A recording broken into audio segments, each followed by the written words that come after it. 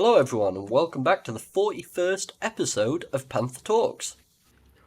Hello, sorry. I've a guy brain fart. This week we have actually some good bits. We got bits on the Microsoft reorganization. Oh, I'm intrigued.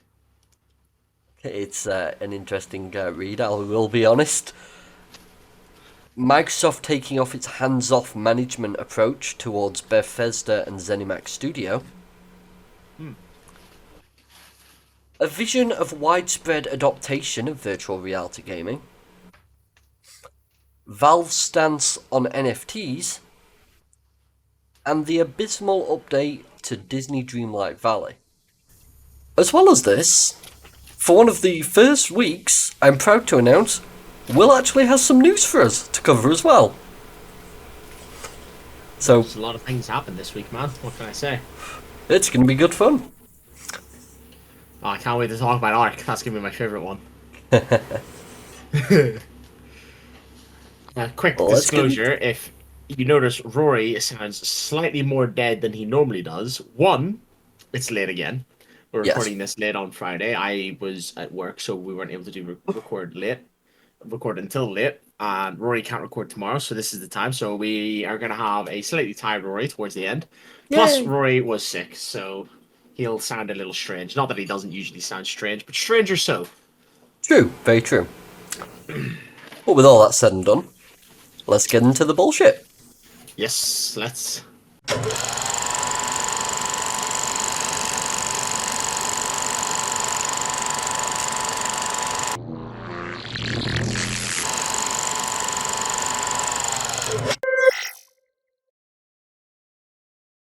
What are we starting with, Roy? What's first? So, I think we'll just quickly cover. Yeah, we've I've done a little bit of messing again with the channel. The About section's a bit different, but if you've got any interest in that, feel free to read through it. It's kind of some fun. Everything's going well, and well, blimey now, actually. 1 second. I just saw something. Oh! We actually got 3 downloads on the most recent episode. Damn. I don't check this too often because you don't really see much going on with it. As you can see from week to week, there's not really too much. But occasionally, one episode seems to do really interestingly. So, yeah, thank you to anyone who supported us on both YouTube and audio platforms. It's very intriguing. So, let's get into this, shall we? Microsoft's reorganizes its Xbox and marketing teams to prepare for an AI and gaming future. Seems slightly strange. Down plenty of pop so that I don't start coughing my head off during this. Oh, right. Xbox gets ready for Activision Blizzard and Microsoft gets ready for more AI. Microsoft is reorganizing its Xbox gaming and marketing leadership. Less than 2 weeks after acquiring Activision Blizzard, Microsoft is promoting Matt Booty to president of game content. I was thinking the same thing when I was reading this. He's the president of game content and studios, including the new responsibility of ZeniMax and Sarah Bond to Xbox president, overseeing all Xbox platform and hardware work. On the marketing side, Chief Marketing Officer Chris Capocella is stepping down after 32 years at Microsoft. That is a hell of a run. I'm sure that was a lovely experience for him, and I'm sure he made plenty of money. Oh, guaranteed he did.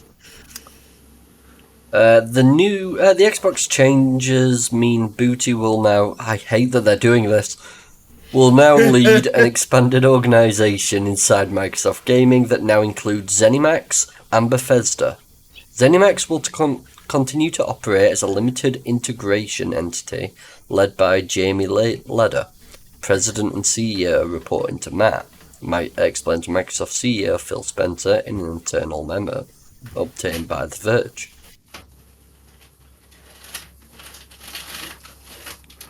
Booty's expanded role should help Microsoft Gaming avoid scenario. Sorry, the reason Will's laughing is because basically I mute my mic on both the audio platform and on Discord so that I'm not deafening anyone when I cough. Doing so. That's definitely what I'm laughing at. Not the booty has been expanded. Oh, okay. That's true. Yeah, Booty's expanded. For fuck's sake. Why do they do this? They write things in such a bizarre fashion. Should help Microsoft Gaming avoid scenarios like Redfall in the future, with Microsoft clearly focusing on better collaboration between the teams it acquired with ZeniMax and Bethesda acquisition. Which is a very fair point to make, actually. Great games are fundamental to everything we do, explained Spencer in his memo. We believe that an expanded gaming content organisation, one that enables Xbox Game Studios and ZeniMax's development studios to collaborate effectively together, will empower those world-class studios to do their best work in growing our portfolio of games players love. Bond will now take over the hardware and software platforms of Xbox. To manage the platform of today and build the platform of tomorrow, we are bringing together the teams that will make this possible, explained Spencer. Sarah Bond will lead this team as president of Xbox, bringing together devices, player and creator experiences, platform engineering, strategy, business planning, and data and analytics, and business development. Jesus Christ, she's in charge of a lot. Yeah, just a few things going on there. Oh, blow me now, that poor one. Bond has been a rising star inside Xbox at Microsoft since joining in 2017, so he's only been there for 7 years. 6. Well, almost 7. Particularly behind the scenes of the recent acquisition of Activision Blizzard, Bond even appeared during the FTC v Microsoft hearing to explain video games and the Xbox business to Judge Jacqueline Scott Corley. Bond will now be responsible for the future of Xbox both in hardware and software, which may include a redesigned diskless Xbox Series X next year and a next-gen hybrid console in 2028. Hybrid? Oh, is this... You put half a disc in? No, I think this is what we were discussing the other week. You know, when they were talking about a possibility of a console that will basically half run on the hardware and the other half will run in the cloud so they can get better performance out of it. Yeah. I think that's what it is. That would make sense, yeah. These Xbox leadership changes mean there will be more women in gaming leadership roles at Xbox than men, once Bobby Kotick, CEO of Activision Blizzard, departs at the end of 2023. Here's the new Xbox organisation chart. So I'll pull that up. Why does it matter if there's more women or more men? Why do they feel the need to mention that? Honestly, mate, it's a political reason. That's sadly the truth of it. Yeah. It's all comes down to politics, as we all know. But never ending, is it? Very true. But this is the new line, just in case anyone is interested. They can see it on screen now. But overall, it's not something we'll really cover too much. We don't really care about marketing and things like that. I'm just more intrigued about... I don't think they're actually going to cover it. No. Interesting. This bit will probably be the most interesting bit forwards. Microsoft will need to carefully integrate Activision Blizzard into its Microsoft Gaming division. Dave McCarthy, who is currently the Chief Operations Officer of Microsoft Gaming, will lead the efforts on the operations side. We're now waiting on Microsoft to name a new Activision Blizzard CEO to replace Kotick at the end of the year. Microsoft's reorgs here are clearly about the potential in gaming and AI. With our recently closed acquisition of Activision Blizzard King, We are doubling down on our gaming business, says Nadella. Microsoft closed its Activision Blizzard acquisition earlier this month, with plans to announce which games are coming to Game Pass in the coming months. Microsoft has been integrating AI into Windows, Office apps, Bing, and much more in an attempt to be an early leader in AI. Microsoft 365 Copilot launches next week, allowing businesses to generate emails, rewrite paragraphs, analyze Excel data, and a lot more. Nadella discussed the potential for AI during Qualcomm's Snapdragon Summit earlier this week. It's actually ironic, I did a bit of work with Snapdragon the other month at work. When Windows first came together, we had the start button. The Copilot is like the start button, said Nadella earlier this week. It becomes the orchestrator of all your app experiences. So, for example, I just go there and express my intent, and it either navigates me to an application, or it brings the application to the Copilot. So it helps me learn, query, and create, and completely changes, I think, the user habits. Which will be very intriguing to see how that works and comes to plan.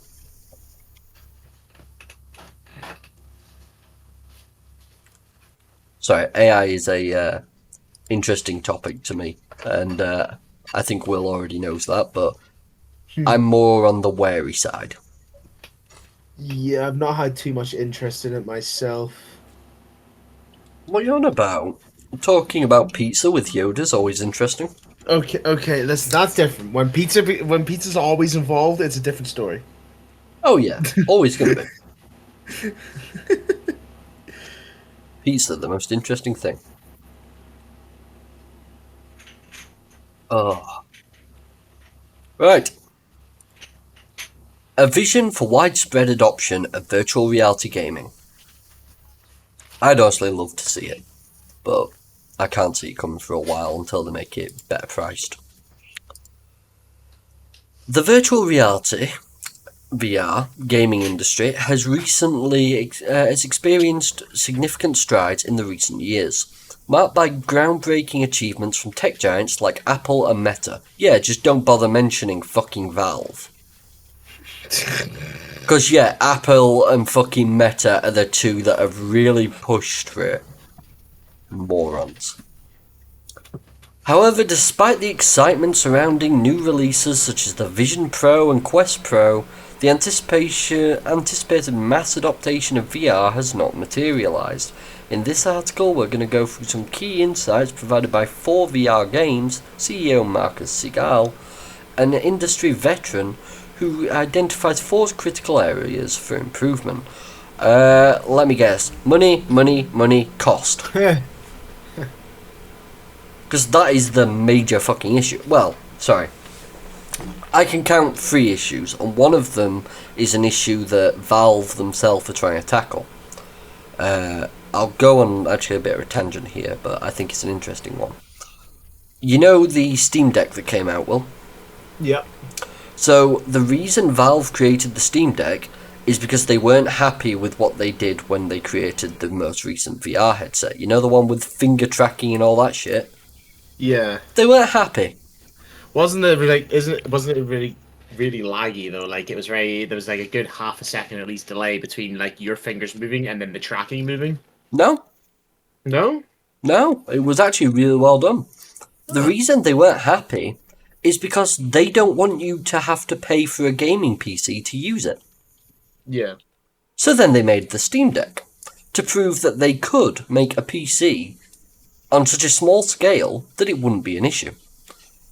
Now what Valve are wanting to do is create a VR headset that's kind of integrated with a Steam Deck so that you wouldn't have to have a gaming PC to play VR. Yeah. Which is a phenomenal idea. But apparently this is what they're wanting to do so that they can make their games. And if there's one thing we know about Valve, they will not make a game until they have the technology to support their vision. Half-Life Alyx is the big indicator of this. they made Half-Life Alyx. Well, sorry, they made their VR headsets so they could make Half-Life Alyx, so that it could be as interactable as it is. Still remember when that came out, it blew up, dude. Mainly because, you know, Half-Life, but also it was actually like a crazy cool experience. It was phenomenal. I loved playing through that entire story. It was so fascinating. And just being able to move most of the environment and shit was so fun.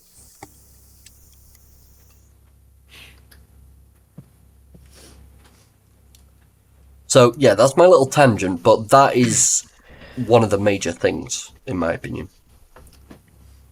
Absolutely. When it comes to VR, like, the more interactivity you have, then the better, because the whole point of it is it's meant to be more realistic. Hence, you know, you're the one doing it, not just you're hitting keys or buttons or pushing joysticks that then control the character, but you're actually physically doing it by reaching out with your hand, and depending on your setup and how much money you were able to put into it, whether or not you're grabbing the controller to grab something or actually physically grabbing it when it's not realistically but virtually in front of you.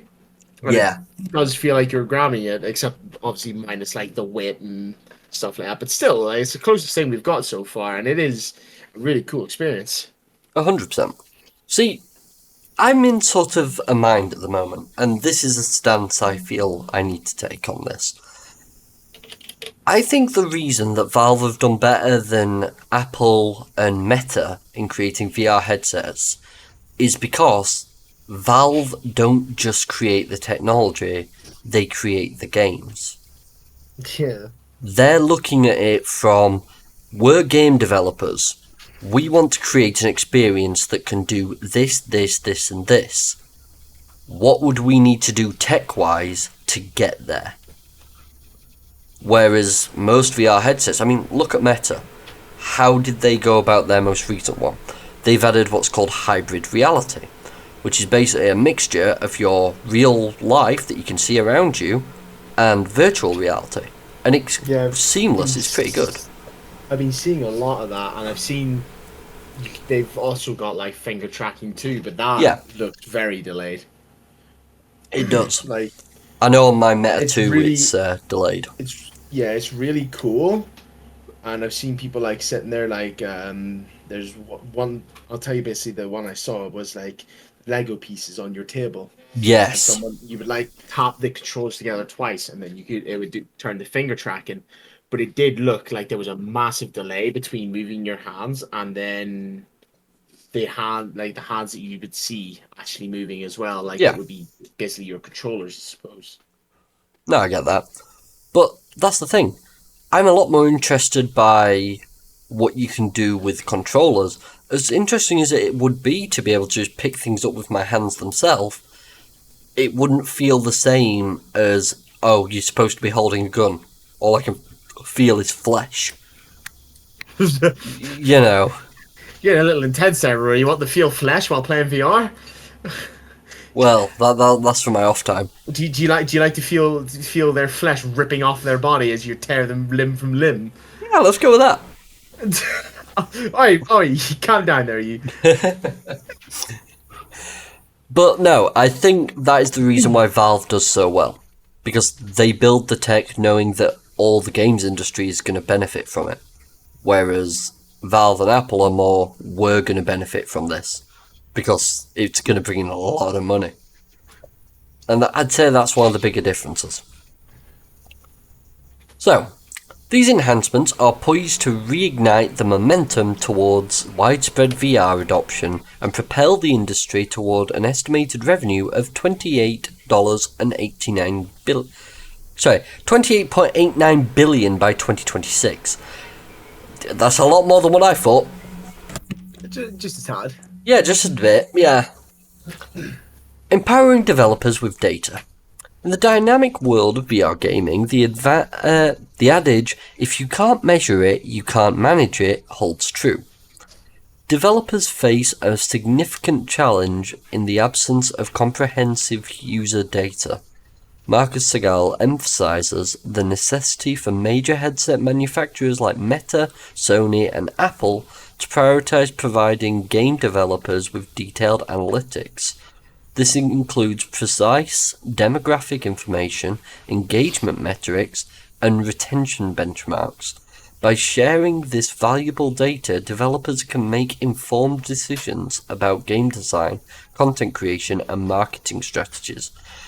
Now, once again, Valve has all this, Valve utilised this, and Valve did well. Yet once again, they avoid mentioning Valve, the one team that did it correctly. Yeah, I find this a little strange. Yeah. Understanding user interests and age demographics enables the tailoring of specific experiences to specific target audiences, fostering more captivating and immersive content. That's standard in any game. Investing in experimental marketing. The essence of VR lies in first-hand experiences, and Marcus Segal highlights the importance of seeing is believing. Apple's Vision Pro, despite its hefty price tag, gains a competitive edge by allowing potential users to experience VR first-hand at Apple stores. Companies like Meta can emulate this approach by hosting mall installations, creating pop-up shops, sponsoring training sessions, or partnering with venues like gyms to showcase VR applications in diverse settings. These immersive experiences are pivotal in convincing individuals of the magic of VR, transcending the limitations of online reviews and descriptions. This actually would be a really interesting thing to do, and it would be interesting to see how they go about it. Leveraging connected social graphs.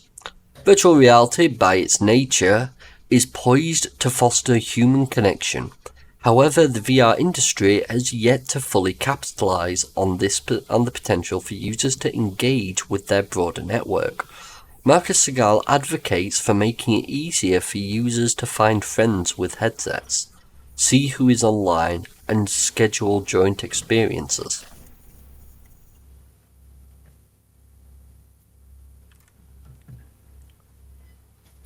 The winners in this space will be those who leverage pre-existing social graphs, including ecosystems built by companies like Apple and Sony.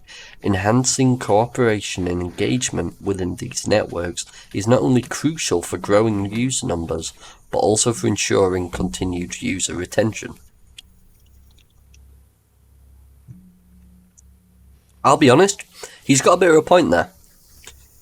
A lot of games I started playing when I was younger, and a lot of reasons I got into such consoles that I did, and the way I went in life is pretty much because I found friends on those platforms, and my friends, I saw them playing different games. I was like, oh, I'll try it out, I'll get it. And that's why I suddenly found games that I really enjoyed. It was the reason I actually played my first Call of Duty game. I mean, that is just how it works, you know. Between you and your friends, you just help each other discover new games. Oh, exactly. That's one thing that, like, play games on your own. It's special, like, even if it's a really fun game, it's like could be your favorite game. But sometimes, like, you don't feel like playing that game. You sort of just don't really know what else to do at the time.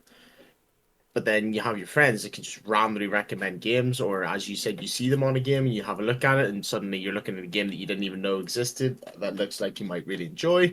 It could lead to other things. Yeah, exactly. Expanding the market and keeping users engaged. This is where I think VR is struggling in quite a larger area. Because, I mean, me and Will used to play VR a reasonable amount together. Since he's broke, it was a bit of an issue, but we may have a solution. Might have a new one tomorrow. Maybe. But, yeah, it's very different in this sort of regard. But I think, at the same time... I will say, going off what you're saying there, by the title of this paragraph, I do find myself going back to the same games, like the same like 2 or 3 games, and the new games I don't play a whole lot. Yeah, it's like you'll find maybe 1, maybe 2 that are gems in like the fucking dust. But yeah, the games industry for VR, the games are either too expensive to invest in, because there's just not enough there for you to invest in with such limited time for it, Yeah. or you'll just find a really cheap version of it that's actually a lot better than the full game. And you're like, okay. It is tough, and like you do have to give it to him. Like I can't imagine how difficult it is to make a VR game.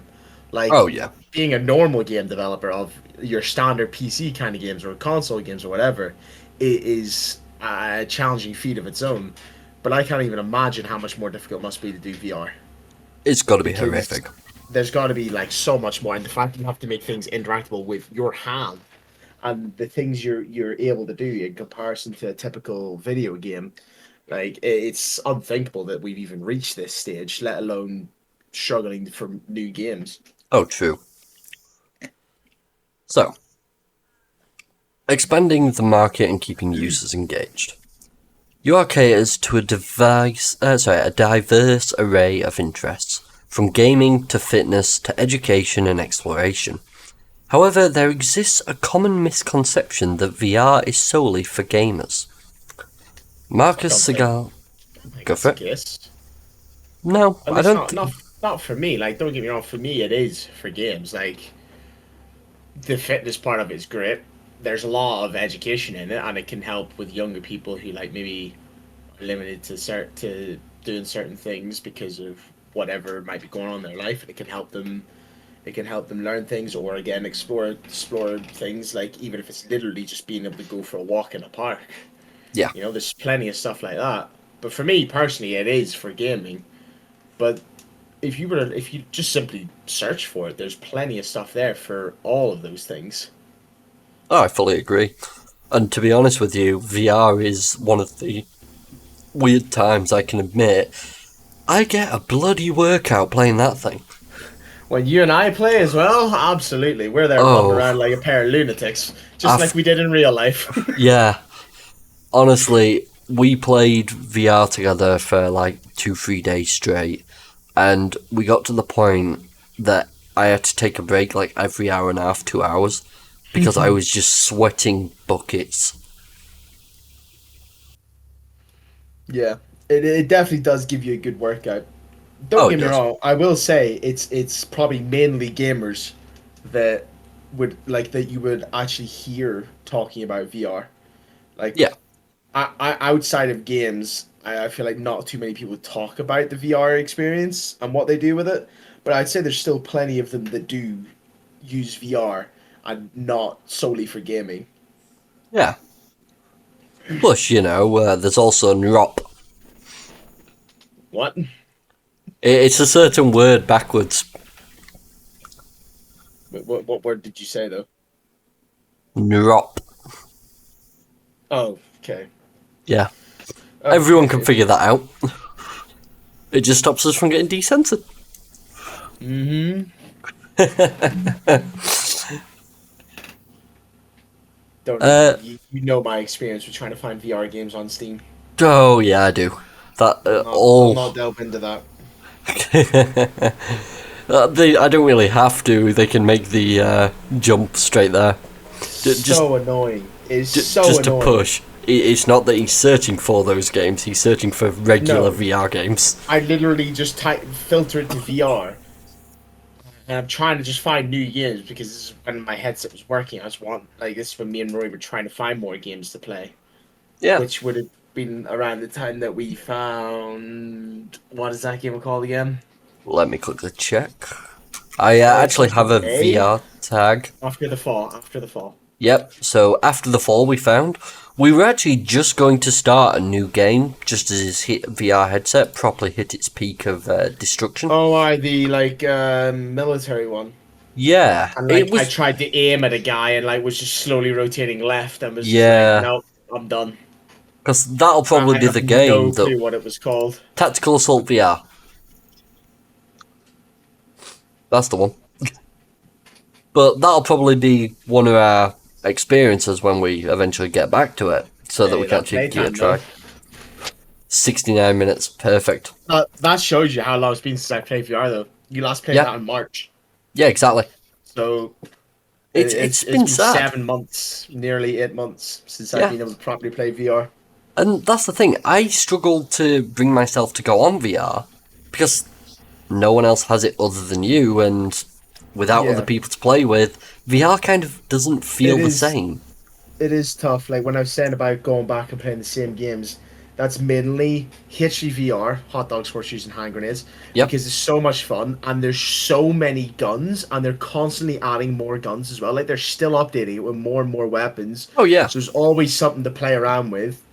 Or, funnily enough, one of the old school favorites, Skyrim, because Yeah. can never have enough Skyrim. Oh no, it's good fun that. And other than that, like because they are single player only games, Hmm.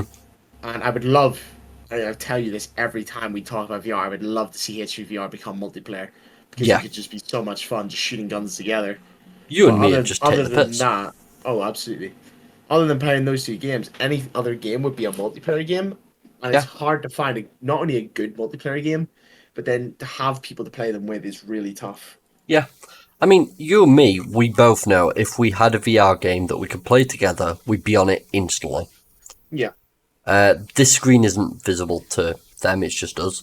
They Mm. can only see the page, just a heads up.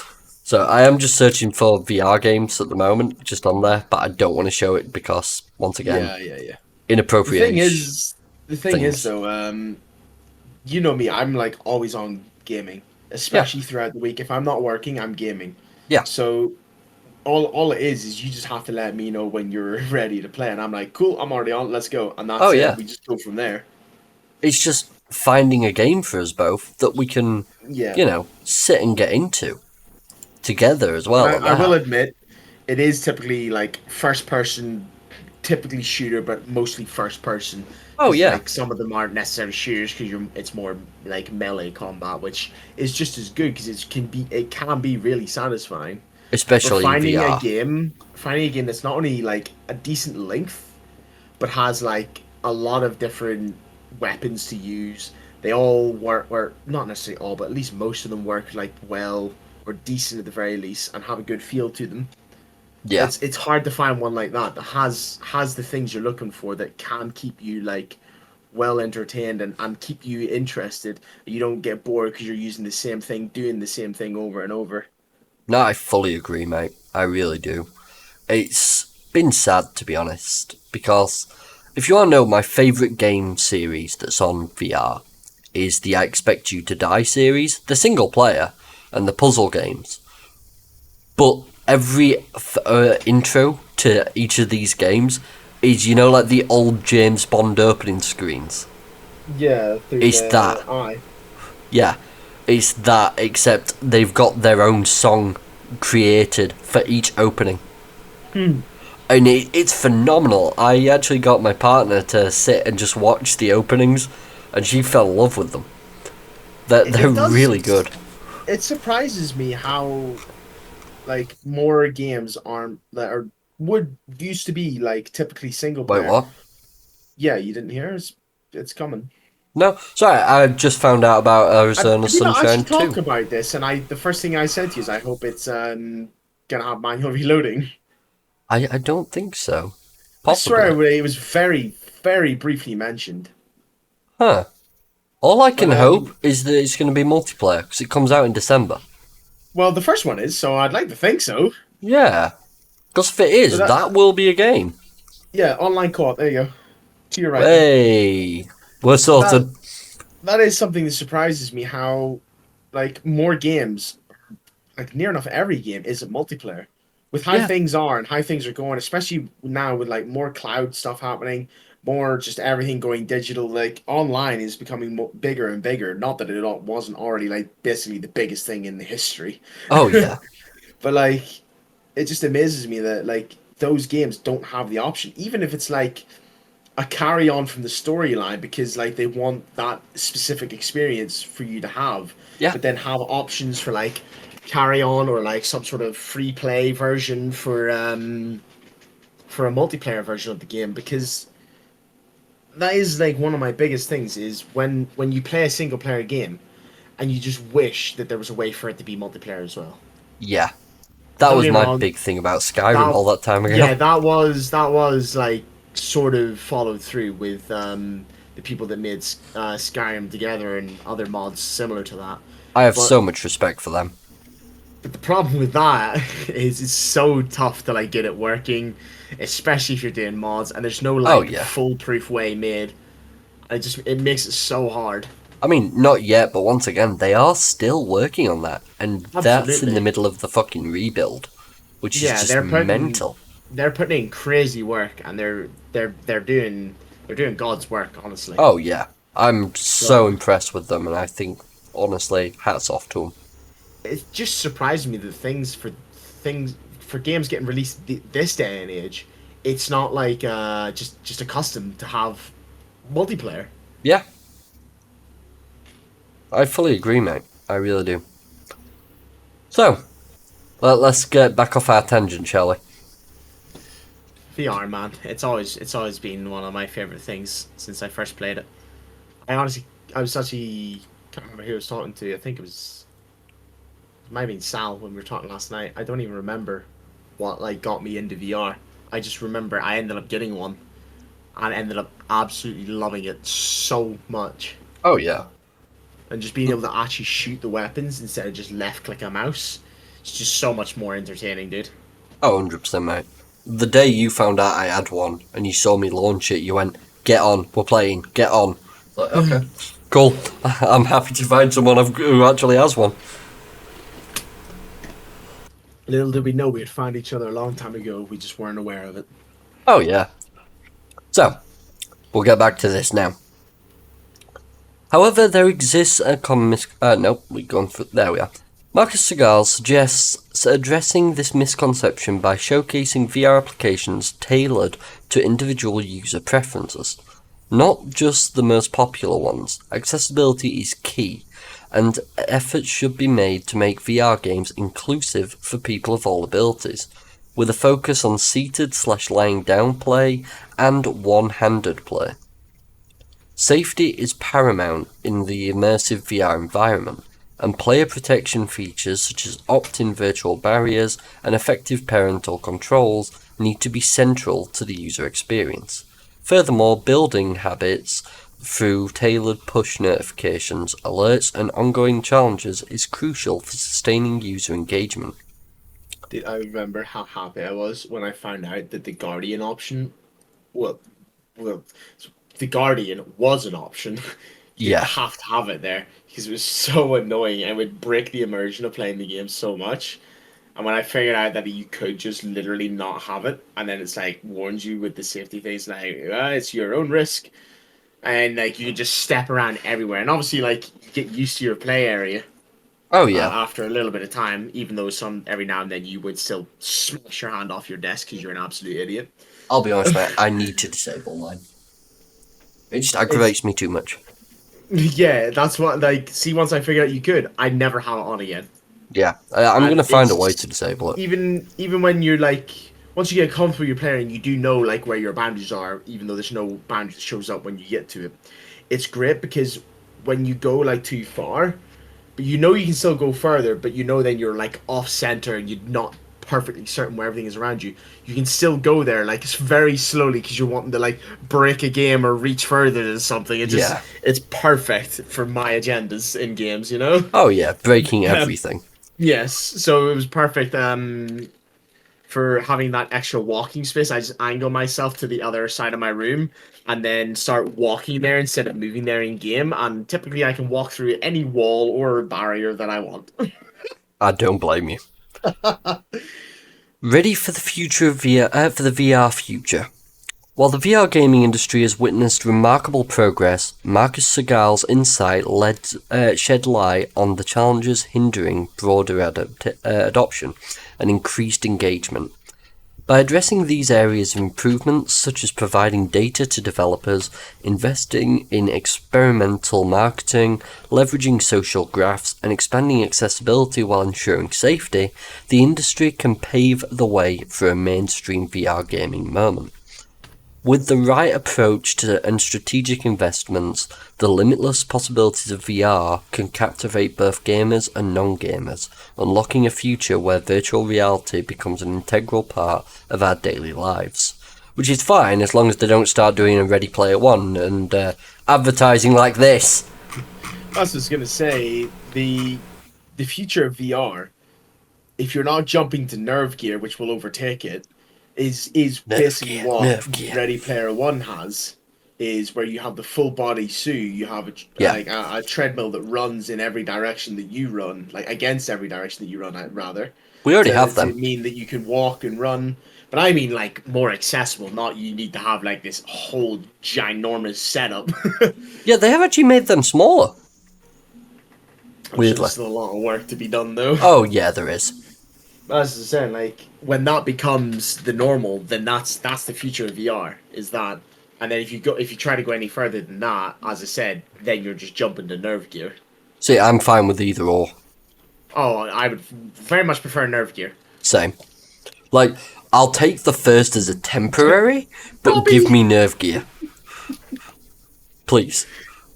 Yeah, Nerve Gear would honestly be the craziest thing to ever see. That's all I want. On NFTs, Valve says it's only interested in things our players care about. Once again, another reason I respect Valve so much. For us, bringing the items forward is just this customer-centered way to bridge between our game and its successor.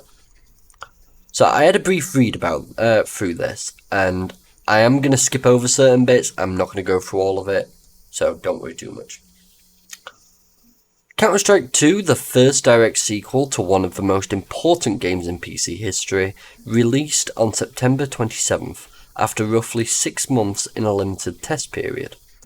PC Gamer recently had the chance to ask the Counter-Strike 2 development team at Valve a wide-ranging bunch of questions about the game, its history, and its future.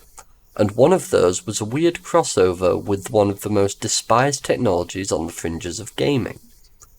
The people have spoken, and generally speaking, players want NFTs as far away from their games as possible. The whole Web3 and crypto space is rightly viewed with skepticism as the world of scams, grifters, and frankly technology that games just don't seem to need.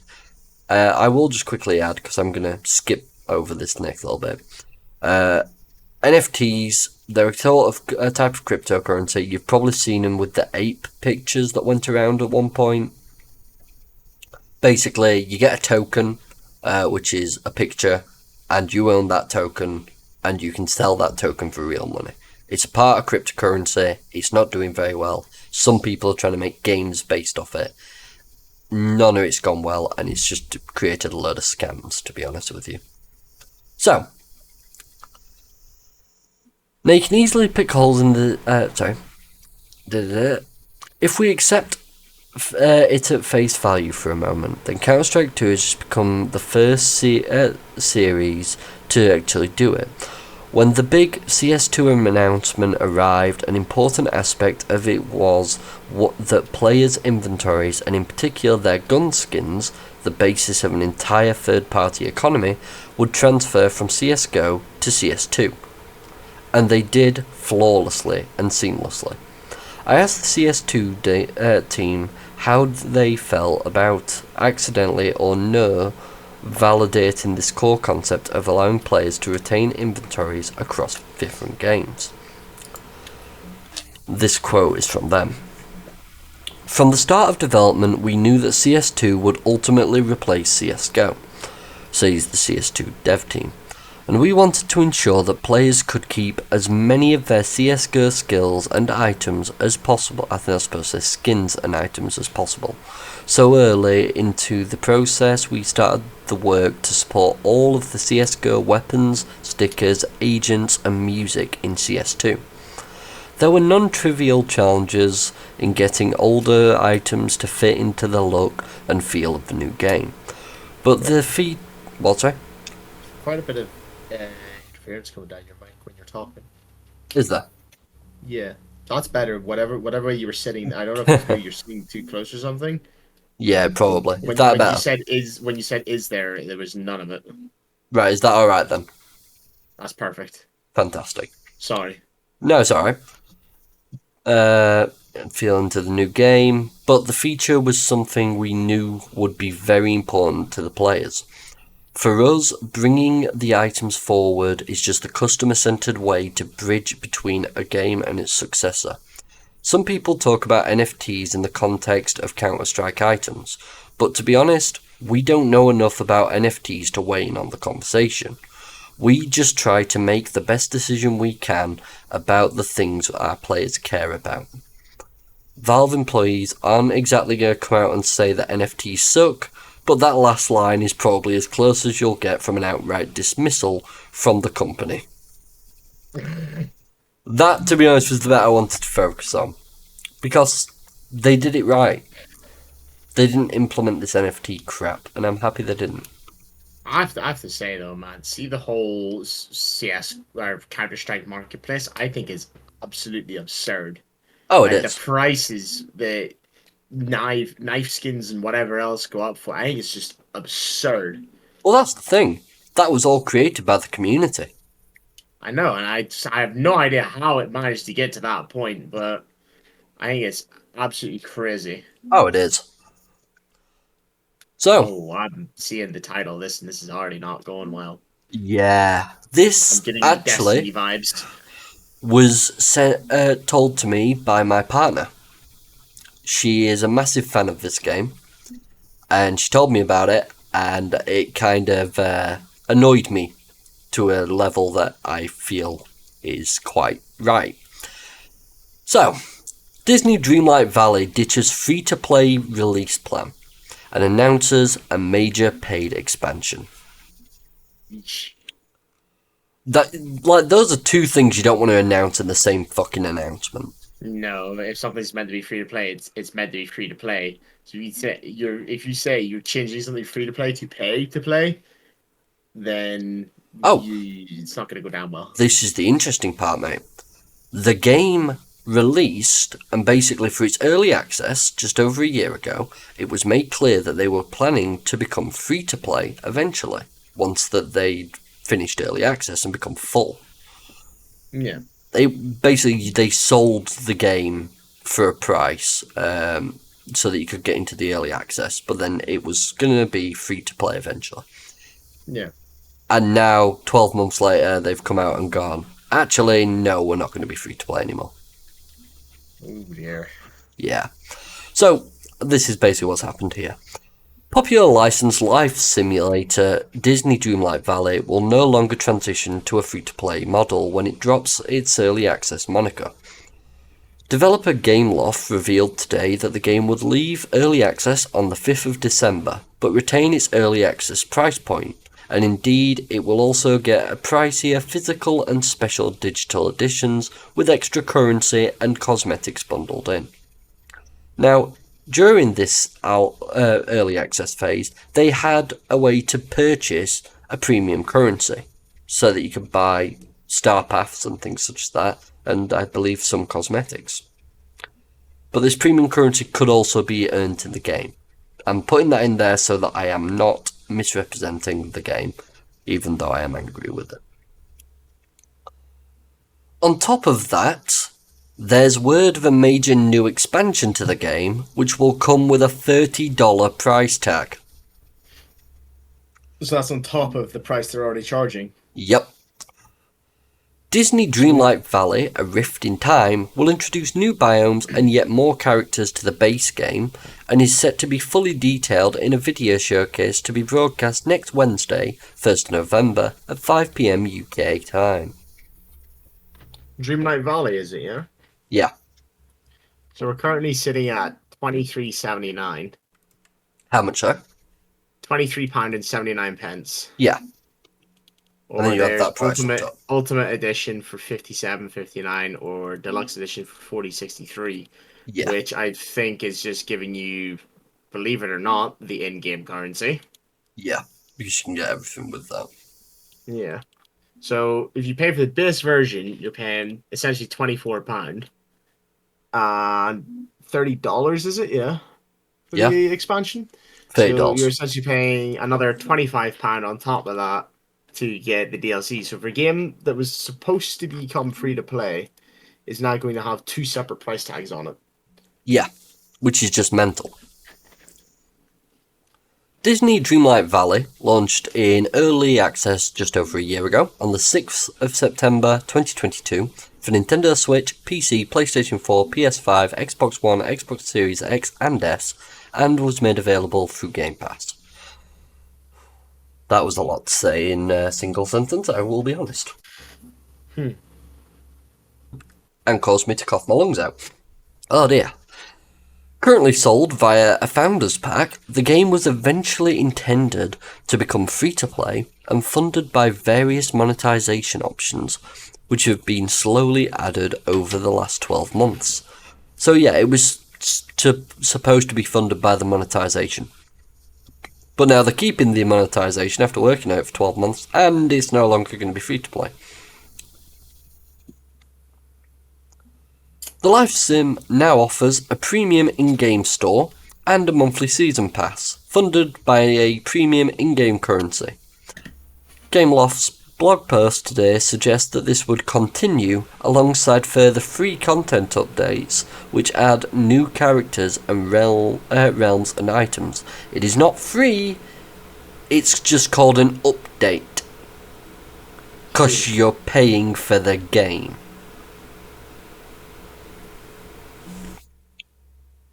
Yeah. As we look ahead to the official launch with the learnings we've gained from early access, we've made the decision to remain a paid game for the foreseeable future, Gameloft wrote. This means we will not make the transition to be a free-to-play game when we leave early access on the 5th of December. This choice ensures that Disney Dreamlight Valley will be able to continue delivering on a premium game experience for all players. It's important to us that we maintain our promise of keep delivering free content updates that add new characters, realms, clothing, furniture, and more surprises to your valley. Going into further details. They say that if they're saying that there's an expansion coming out that you have to pay for, which adds new biomes and yet more characters to the base game. Which they're saying in this sentence that those things are going to continue to be free. Yeah. I'm a little conflicted. Yeah. Going into further detail, Gameloft promised its monetized items would remain fair and players will still be able to collect some via in-game activities. Purchasing requires moonstones will remain optional, fair, and match the level of quality players have come to expect. Players will still be able to collect free moonstones via dream snaps and chests, or optionally choose to purchase them. Funny way I don't understand at all why they're making this paid for when they said especially when they said they were going to make it free to play. Because with it being Disney, now when you think of Disney, I'm sure you think that's one of the most popular things out at the minute. It has been for I don't know how long, and will be for I don't know how long as well. I'm not on about just the game. I'm on about Disney in general. Oh, yeah. And I very much struggle to believe that people aren't buying the currency, in-game currency, so as to get like certain characters to play as and whatever, however it works. I'm obviously not certain how it works because I haven't played it. But I struggle to believe that there's not people buying those currencies. And I very much doubt that they're not making more than enough money off of those transactions alone. So I don't understand why they aren't continuing to make it free to play and also putting a second price tag on more content that they are again claiming is going to be free content updates when it's clearly not free. Simple question to answer for you there, mate. Because they don't give a fuck. Clearly, and that is what worries me about gaming these days, and I feel like that is the attitude of a lot of games and their developers. Sadly so. I mean, when my partner was telling me about this, I turned around and immediately said, I said about 20 minutes later to her, I went, I've got a feeling this is going to open them up to a lawsuit. Because they have falsely advertised that this game would go into early access, would go into free to play after early access. Now, I'm not sure on the full possibilities of a lawsuit in it, because obviously the people who've purchased it were already going to purchase the game. They can make that argument and probably win. But at the same time, the fact that they were sold on a lie is a cunt move. Yeah, that's a hard one to think about. So I'm really conflicted as to what will happen. All I can really say is Disney or Gameloft, they've made a big mistake here. This article only came out today. 27th October, yes. So I guess we'll have to wait and see. Yeah. It's only coming to light, so we'll see what happens in the near future. I can see it causing some conflict. Yeah. I mean, already posted today, recently posted negative. It was promised that there wouldn't be any in-game shop during early access. Shortly after, Gameloft had an in-game shop filled with overpriced items, so on and so forth. Yeah, so it's the typical like battle pass shop or skin shop where like there's everything just has crazy prices. As every week there's more items that are getting worse and worse, and but yet costing more and more. Yeah. So they're just following that trend. Basically, all the ones now that are coming back are basically just saying it was supposed to go free.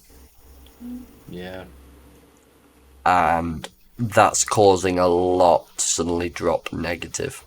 So expect that the very positive rating they had created on Steam and other platforms is now probably going to kill this game. And it's not the first time they've killed a game. We'll have to make sure we check back on this next week because Yeah. You're right there. I can see that dropping very quickly. It's not the first time they've killed a game. Just look at Disney Infinity. 734 reviews. Yeah. I think they might have done a little sneak there. Yeah, they're still charging 25 now. 25 quid on that. By the way, the servers don't exist anymore for it. Just as a bit of fun. Nice.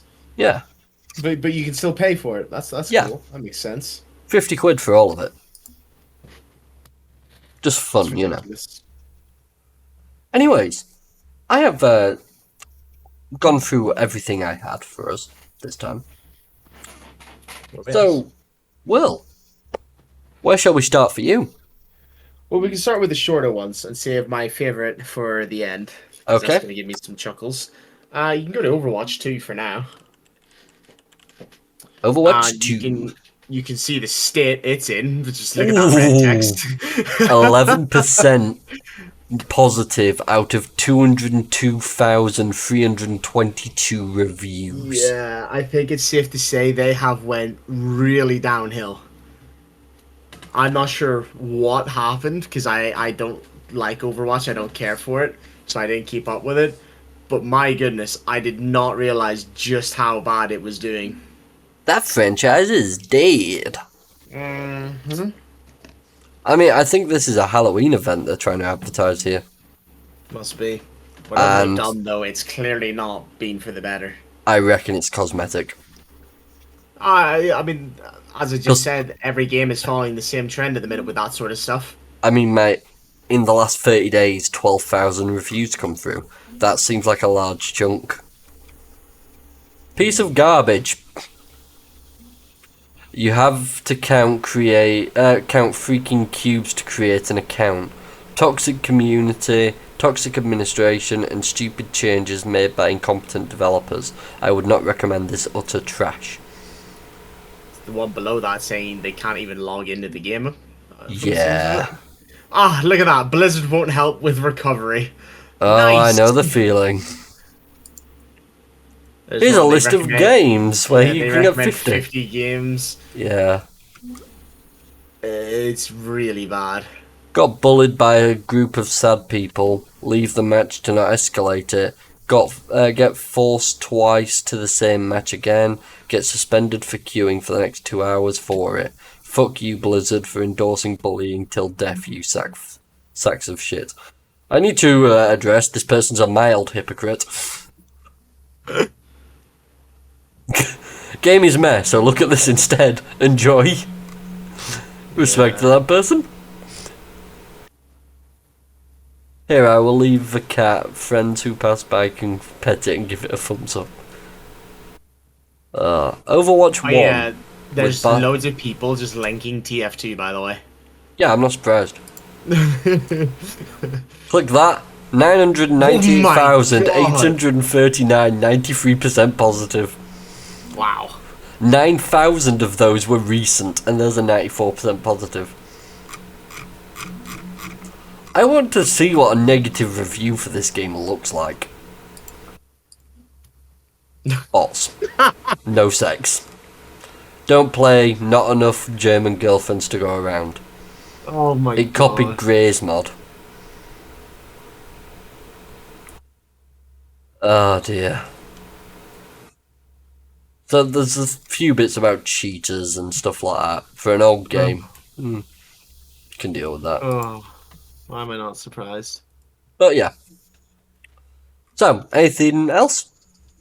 Well, you don't need to do this one. After this one, it's just a quick update of Diablo 3.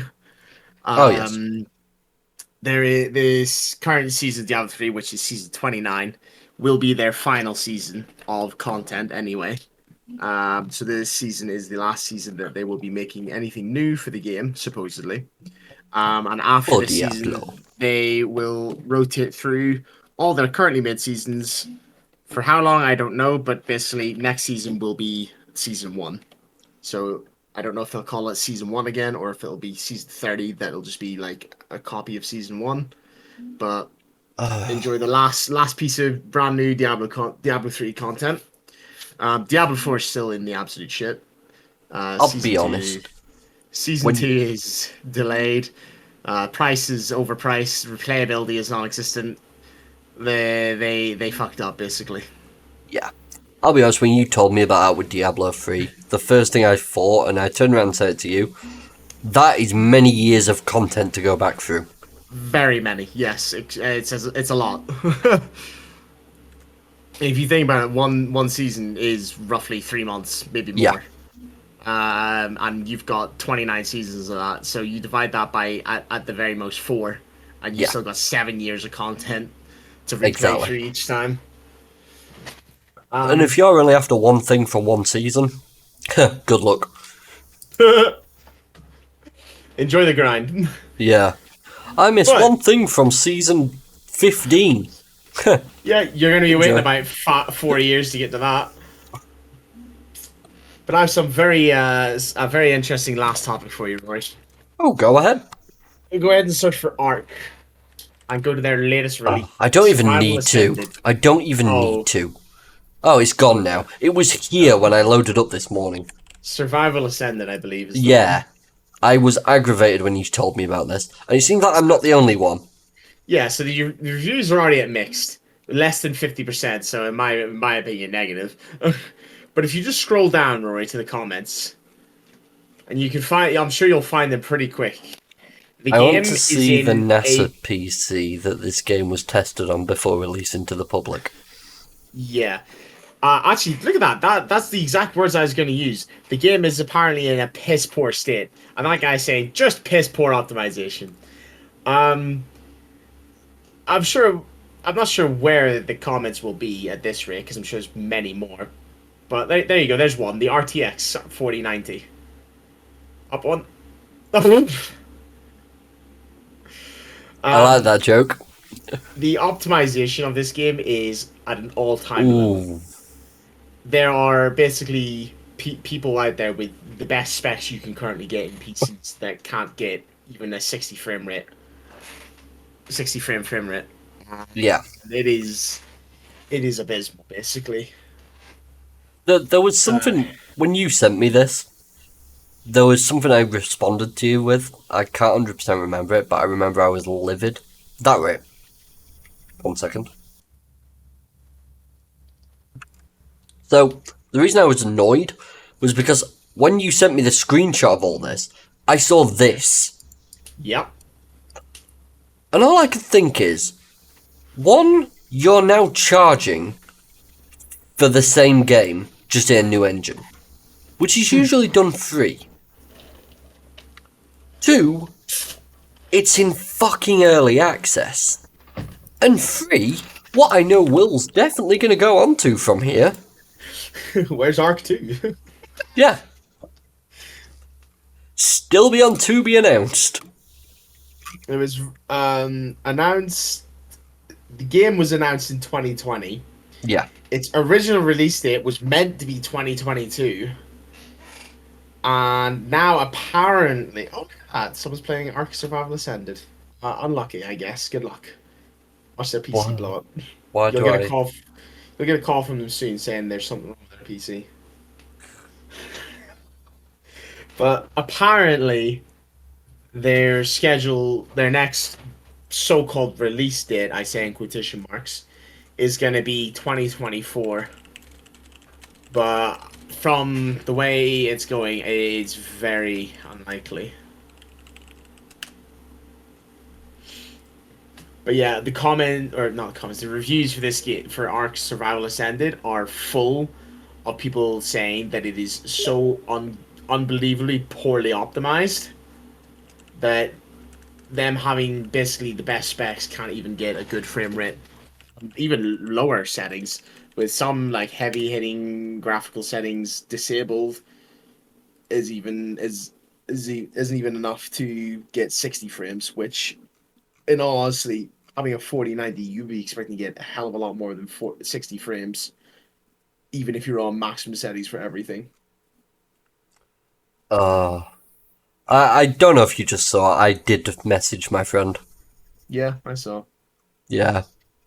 I asked him why would he do that to his PC, and he just put, huh?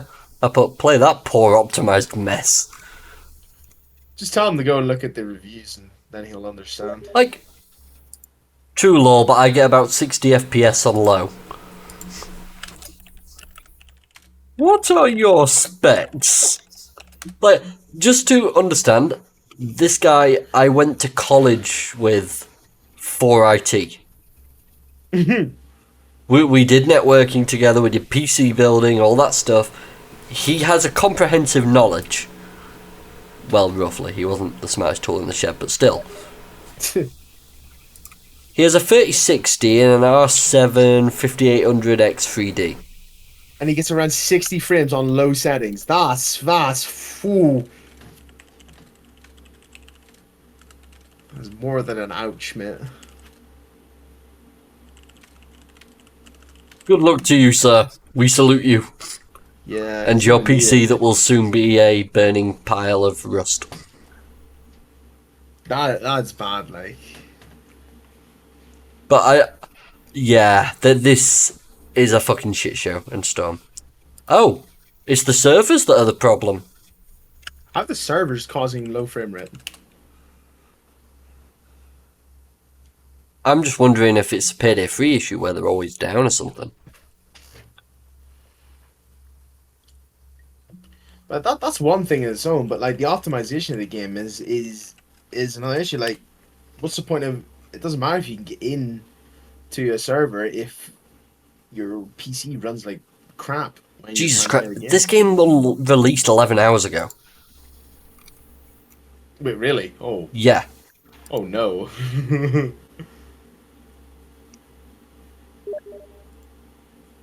Here we are. Yeah, the servers kept crashing yesterday. Even today, they keep dying.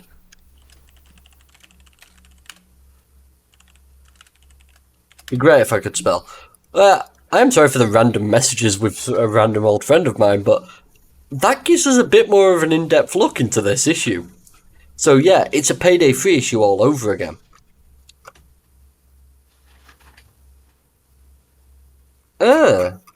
So today is day 2, and they have apparently done an FPS fix, which for some people has upped it, as you can see here. Overall 20 FPS improvement for me. I'm now at Ultra with 60 FPS plus, and that on the second day, well done. You see, a friend said to me that they had a similar issue with Mark 1. Yeah. And I'm going to take this back to the likes of Payday. Yes. How people are saying that it's not great. And you were like, well, they had the same thing with Payday 2. And I'm going to say the same thing I said then. You should not be having that same experience with your third game in the series. Now, Arceus Yes. is their second, but if they had these problems with their first game, they should not be repeating it. Yeah. Like saying that, oh well, Arc One had the same issues and they ended up patching it anyway. That is no excuse for your next game to be in such an abysmal state. Yeah. It, The it should only be at least able to perform well. Yeah, I fully agree with that. The only reason, to be honest, I even actually stepped up to partially defend Payday 3 in regards to it was because they went a completely different way to handle servers, which, in my opinion, they fucked up on royally doing so. They should have kept the old system. But that is the only defense I could actually give them, because they'd never done it before, they didn't know how it worked properly. Which I can get to an extent. Jeez. So my friend just sent one more message. Oh yeah, lol, I was on the game 7 hours yesterday and probably played for about 2 hours. That's fine. At that point, I wouldn't need. I would just give up.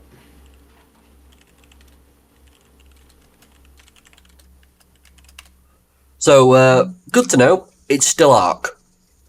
Pretty much. It's pretty much what you Okay. expect from Ark. Yep. So you're getting paid, so you're paying about 40 quid for Loading Simulator 2023. Fun. Enjoy. That seems to be a lot of games at the minute. It does indeed. 2023 related, anyway. Oh, too true. Right, anyways. Do you have anything else for us, Will? Or is that it? Poor optimization. That's about it, mate. Sounds good. Well, if that's the case then, we shall end it off here.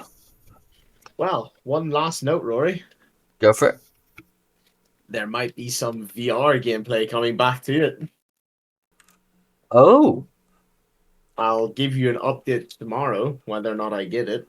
I plan to leave at about 12:30 and get to the guys at around 1 to purchase it off of him. But hopefully, I should have an up and running VR and we can get up to God knows what kind of wacky stuff once more. that'll be great, actually. I think adding some gameplay and stuff like that, just once every now and again, or some live streams, stuff like that, that'd be some good fun for us. I'll tell you what, mate, to end it off as well, I can give you a new game recommendation. Ooh! So, someone was playing a game called Dome Keeper. Don't know if you've ever heard of it. Rings a bell, but I don't recall anything about it. He mentioned it to me. I had a look at it. Thought it looked quite interesting. Was like, sure, bought it, but ended up not playing it for about 2 weeks because I was playing other things and like a lot of other things, and was putting a lot of time into 2 or 3 other games all at once. Yeah, I get I that. finally got around to playing it the other day. Mhm. It is actually quite fun and quite hard at the same time. It's a very simple game. It's actually just under a gig in file size. I'm looking at it essentially- now. Essentially, you land on a planet. You have your little dome on the surface. Yeah. And there's waves that continuously happen. Same interval in between waves, but they obviously change and vary the Yeah. longer you're there. And basically, at each interval, you need to go back up to your dome and defend from the monsters attacking. Now, when you're not defending, you're digging. Now, Yeah. the main game mode that you start with is Relic Hunt, and you have to dig down until you find the relic and bring the relic back to the dome, and that's Makes how you sense. win.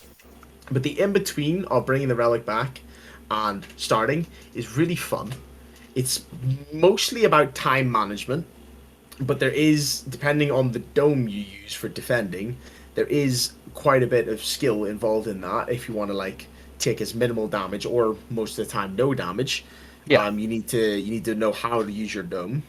You get different upgrades as you go. You get resources to upgrade those things as well to make them better, more efficient, or just different things. And it's very fun. And the nice thing about it is it's a quick play if you play a small map. However, If there you is play a large. four map options. There's small. When you beat small, you unlock medium. When you beat medium, you unlock large. I played large and beat it the other yesterday, I believe. Didn't actually take me as long as I thought I was going to, but in fairness, it was probably a total of maybe an hour and a half to beat it. Yeah. Once I beat large, I then unlocked huge. and I don't want to even know how long that's going to take. But some says it takes probably around 3 hours. Bloody depending hell. depending on your run. Yeah. And I haven't tried any yet, but there are also some modifiers. So the two modifiers I've unlocked is a fully upgraded HUD, which basically just skips a couple of upgrades in the dome. Yeah. Or one of the modifiers that I have unlocked is called Maze. So instead of just digging down and left to right to find your resources and then keep going deeper once you've hit the walls, it's a literal maze. So there's just random tangents of little areas to dig that most of the time are seemingly just going to lead to dead ends. And with time management being such an important thing, if you have no way of getting back to your dome quicker other than just going back manually, and you get lost in the maze, you could probably consider it game over. Yeah, I'd imagine so. But it's quite a fun game. Relies mostly on time management, but slightly on skill too when defending to take minimal damage. And Sounds if you're just very looking for interesting. something quick and easy to play, you don't have to continuously play the bigger maps. You can just play the smaller maps multiple times over, just for a bit of fun. Yeah. I'd recommend that. And I'm Very pretty sure nice. it's decently cheap too. You can get it even cheaper on CD keys. I think it was on sale there. Might still be. Let me check. Here. It's on for £15. Yeah, so the sales ended. I think it was at least 33% off. Yeah. £15 not too bad, or you can go on to certain websites to get even cheaper. Oh yeah, 100%. But with all that said and done, we hope you've all enjoyed episode 41. Fingers crossed everything goes well. If you have enjoyed, feel free to like, subscribe, follow, all the good stuff. And we'll be sure to see you all here again next week. Bye for now. Have a good one, guys.